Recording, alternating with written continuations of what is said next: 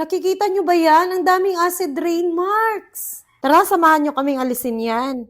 Buti na lang, dumating na yung in-order ni Habi. This is from First Gear Acid Rain Remover ito, guys. May kasama na din pala siyang microfiber cloth sa package. Ayan nga, tina-apply na ni Habi. Trinay muna namin dito. Sa kanan, i-apply yung acid rain remover para makita natin yung difference. Doon naman sa kaliwang side, ay hindi namin in-applyan ng acid rain remover. Ang galing nga ng product na to kasi napaka-legit at napakadaming feedback talaga. Madami akong nababasang feedback sa product na to kaya legit talaga at napabili kami. Madali lang naman siyang i-apply. Dadirect nyo na siyang i-apply sa salamin ng sasakyan nyo using yung kasamang microfiber cloth. Ayan nga at after ma-apply ni Habi, nag-spray na nga siya ng tubig. At kitang-kita nyo naman yung difference nila, guys. Yung sa kabilang side, yung nilagyan natin ng First Gear Acid Rain Remover, nadudulas na yung water. Habang doon sa kabilang side, yung hindi natin nilagyan ng product, ayan, hindi nadudulas yung tubig sa kabila.